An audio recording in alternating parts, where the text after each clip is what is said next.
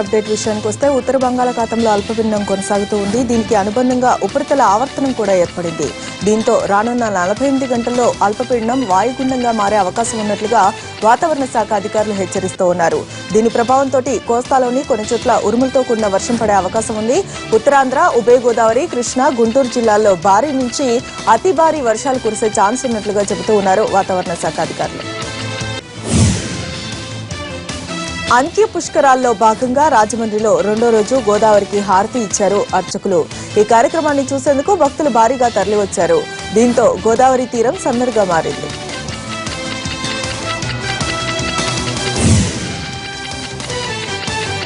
తిరుమల శ్రీవారికి సోమవారం రికార్డు స్థాయిలో కానుకలు వచ్చాయి. ఒక్కరోజే 4,24,00,000 లభించాయి.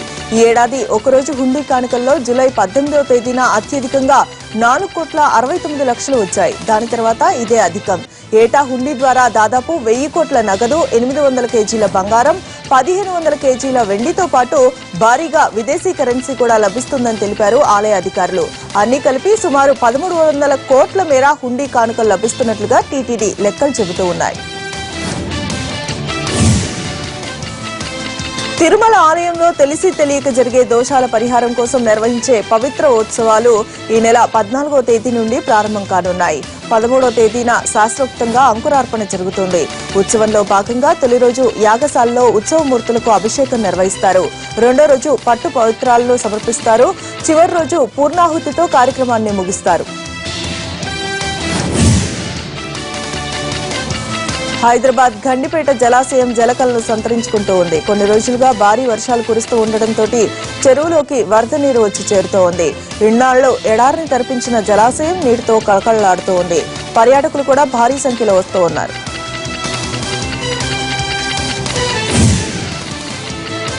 హైదరాబాద్ లో బాలీవుడ్ హీరో హృతిక్ రోషన్ సందడి చేశాడు. రాడో లైట్ వెయిట్ వాచ్ ను లాంచ్ చేశాడు. హృతిక్ ను చూసేందుకు అభిమానులు పోటీ పడ్డారు. అభిమానులతో కలిసి డాన్స్ చేశాడు హృతిక్. హైదరాబాద్ రావడం సంతోషంగా ఉందని, చిన్నప్పటి నుంచి తనకు హిస్టరీ అంటే ఇష్టమని చెప్పాడు బాలీవుడ్ హీరో.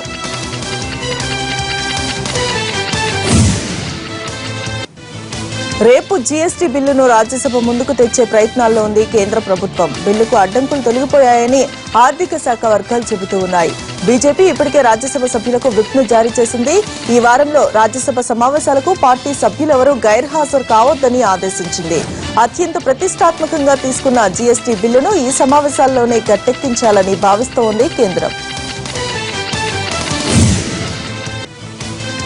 అసోంలో వరదలు వణికిస్తూ ఉన్నాయి. మృతుల సంఖ్య 34కి చేరింది. రాష్ట్ర వ్యాప్తంగా 11 లక్షలకు పైగా ప్రజలు నానా కష్టాలు పడుతూ ఉన్నారు.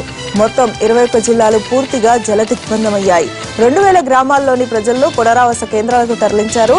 అటు అసోంలోని పరిస్థితిని కేంద్రం ఎప్పటికప్పుడు అంచనా వేస్తోంది. సహాయక చర్యల్లో పర్యవేక్షిస్తోంది.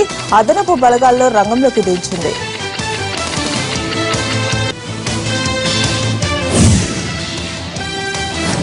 డోపింగ్ వివాదం నుంచి రెజ్లర్ నర్సింగ్ యాదవ్ బయటపడ్డాడు. అతనికి నో అబ్జెక్షన్ సర్టిఫికేట్ ఇచ్చిన national anti doping agency Olympics కు లైన్ క్లియర్ చేసింది.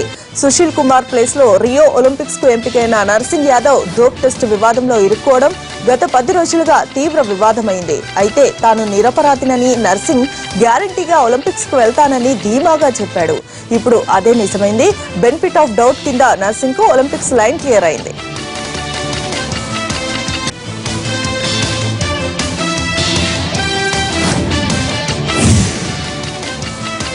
ఒలింపిక్స్ లో ఒక టీం సెంటర్ ఆఫ్ అట్రాక్షన్ గా నిలుస్తూ ఉంది. పోటీల్లో పాల్గొనడానికి వచ్చిన ప్రతి టీం వాళ్లకు ఆల్ ది బెస్ట్ చెబుతూ ఉంది.